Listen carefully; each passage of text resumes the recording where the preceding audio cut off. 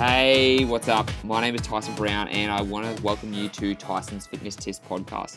This is Australia's top health and fitness podcast to help you lose weight, look good with your shirt off, feel confident in your body, and finally achieve the goals you want with your health and fitness. So 5 days a week, I'm going to be giving you top information from myself and also from leading experts in the field so you know everything you need to do to get in the best shape of your life. From nutrition to mindset to workout, everything is covered in this podcast and you need to go nowhere else. So like I said, it's going to be 5 days a week, Monday to Friday, in your ears with quick actionable segments that you can implement straight away, because the most important thing is that you can put these things into play. Also, if you listen all the way to the end of the episode, you're going to get 2 special gifts that you can download upon listening to it. So make sure you listen all the way to the end to get those free gifts, okay? So let's get into the episode.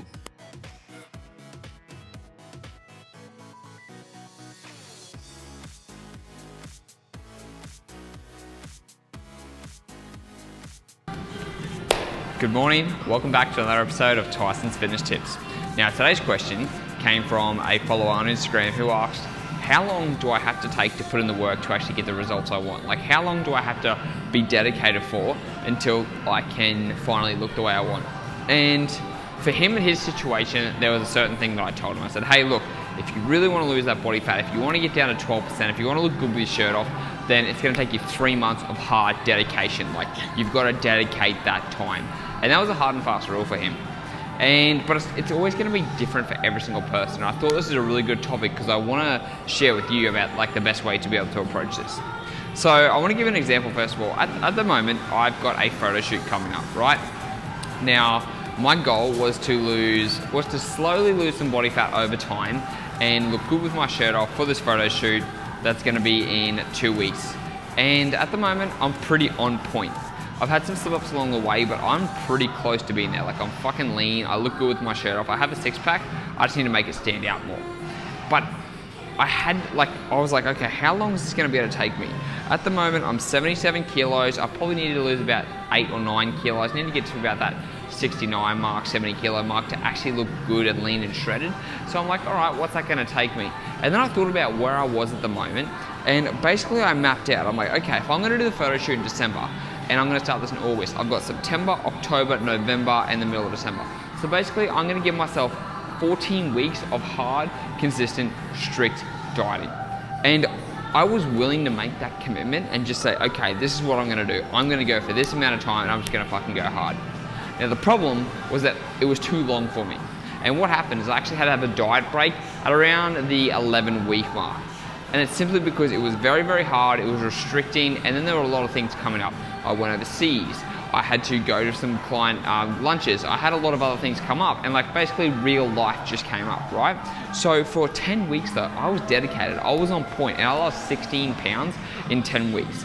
And then I had 2 weeks of maintenance, and now I'm on my final 2.5 weeks. So I'm probably gonna lose another, I don't know, about 4 or 5 pounds, which is 2 or 3 kilos. But the thing is, like, you've got to have a deadline where you're just like, okay, for this amount of time, I'm going to be strict. Because at the end of the day, if you want to look good with your shirt off and if you want to finally feel confident in your body, you have to give up some things you love for the short term. Now, it's not going to be for the rest of your life. And that's why I talk about intermittent fasting being such a beneficial thing. Because when you transition from being on a strict, cutting your calories and then being able to stay in maintenance where you can stay at the weight you achieve for the rest of your life, it's so much easier to stick to when you follow intermittent fasting, because then you can still have the alcohol, then you can still go out with friends and family, then you can still enjoy the food you love and all those type of things. But the thing is, there's going to be a certain amount of time where you just fucking have to be strict, because not everything's going to always fit in your diet. We follow the 80-20 approach. If you have to eat 2,000 calories and 80% of that is going to be whole nutritious food and 20% of that is going to be, oh, did that mess up? No. I'm going to start that again. If you're going to be following the 80-20 approach and 80% is going to be whole nutritious food, which is 1,400 calories, no, 1,600 calories, and then 20% is going to be food you enjoy. Like 400 calories of food you enjoy is good, but at the same time, it doesn't go that far. Like, it might be 1 or 2 beers. It might be a little bit of extra sweets at night. Like, it's not going to get you far. But if you can say for the next 10 weeks, for the next 12 weeks, for the next 14 weeks, whatever it's going to be, and you're going to go into that mentality of like, I'm going to be strict and I'm going to be on point and I'm just going to fucking eat what I need to eat. I'm going to stay on that calorie deficit. I'm going to train hard. And if you dedicate that short amount of time in your life, that 3 months, that 4 months, whatever it's going to be, and you put in that hard work, it's going to pay off. And then once that hard work pays off, that's when you can live the lifestyle you want for the rest of the time. But you will have to make short sacrifices. And that's what you've got to get that in your head. Like, dieting isn't easy. You are going for a certain period of time without food, right? Like, without food, as much food as you would usually eat. And you start to feel that. You feel fatigued. You see your friends and family going out to eat whatever they want. People are having fun. It looks like everyone else is living the good life except for you. And I know it feels like a struggle because I've been there before. But remember, this is not forever. And you've got to have that mentality. You've got to be like, I am going in as an operator. I am going to focus for a small amount of time. Remember, it's not going to be forever. And you put in that time, you put in that effort, and I can guarantee you it's going to pay off in the long run. So don't get caught up in this mindset of like, oh, I just want to have it all. I want to be able to look good on the beach. I want to be able to train hard. I want to be able to go out on the weekends and stuff like that. It's like, yeah, there's going to be a time and a place for that. But if you've got a goal, like if you're tired of looking at 16, 17, 20% body fat and you're like, man, I really, really just need to get this weight off, then you need to have some sacrifices. And that means you're not going to be able to eat all the food you enjoy all the time. That means you're not going to be able to go out every Friday and Saturday night. Hey, maybe once every couple of weeks you do go out and you have 1 beer or 2 as long as it fits in your macros. But you don't go out every Friday and Saturday night, and then you have Saturday breakfast, then you have Saturday lunch, then you have Sunday breakfast, you can out with friends and stuff like that, because all of those calories still add up. And if you're on, like, if you're cutting calories, it's very hard to keep in a deficit during that time. And there's not really much more to it. Like, I don't want to give you this bullshit thing of like, oh, you can have, like, you can still diet and you can still enjoy the food you love, and you can, because you can, but you just can't have as much as you usually would, and you just have to be more strict, because every time you make that opportunity to have the food you love or to taste different types of foods or anything like that, those calories are a premium, and the more calories you use up, the harder it's going to be for the weight loss and the more it's going to slow down. So you've got to be really on those numbers. You've got to be tracking your macronutrients. That's the most important thing too. When it comes to intermittent fasting, a lot of people think they can eat whatever they want. Bullshit. If you have a big appetite like me and you're like, man, I'm just hungry all the time, if you don't count your macros following intermittent fasting, you can easily blow your calories out of the water. I've done it plenty of times, and if you have a big appetite like me, you could probably do it too. Like, going through 2,000 calories, I can do that in one meal easily. And so you've got to have that mentality, okay? You've got to track your calories. You've still got to make sure you're in that calorie deficit. Intermittent fasting makes it easier, but it doesn't mean that it's going to be end all be all. You've still got to be tracking. But when you do those things, when you put in that short-term sacrifice and you just think, okay, for the next 12 weeks, I'm going to go hard, I'm going to focus, I'm going to be in a calorie deficit, then you can decide what you want to do from there. After you hit that 12 weeks, after you reach that body goal, like maybe you won't even hit your body goal. Maybe after 12 weeks, you realize you have another 12 weeks of dieting, or you have another 10 weeks of dieting. That's cool, but at least you now know.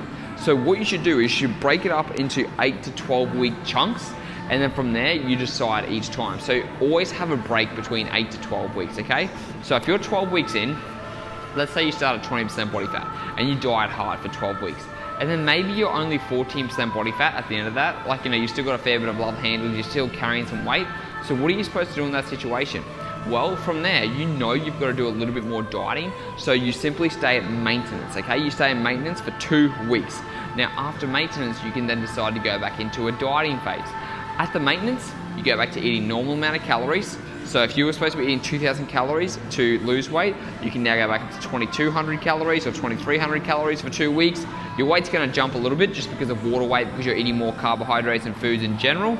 And then after those 2 weeks, you can decide what you want to do again. But the best thing about the maintenance phase is that you can still have some foods you love. That's when you can go and have a couple of drinks with some friends. That's when you can go and have those foods you've been wanting to have, but you probably can't fit them in your diet. Like, if you want to go out for a pizza on a Friday night or whatever. Now, maintenance doesn't mean you go and binge and eat whatever you want, because that's just going to blow all your calories out of the water, and then you're going to go backwards. But having that period of like, okay, I'm no longer dieting, I don't have to be as strict on my calories, and I can enjoy myself a little bit more, helps you come back into the mentality. If you've got to go for another round of 8 weeks or 12 weeks, whatever it's going to be, it helps you come in with fresh eyes. And that's what I had to do. I took my maintenance period over the time of Christmas, when there were Christmas lunches, and also when I was over in San Diego, and I took that maintenance break period. And my weight jumped back up a little bit by about 1 kilo because I ate more than I was used to. And so I went from 70 kilos up to 71 kilos, and now I've got to lose about 3 more pounds, okay?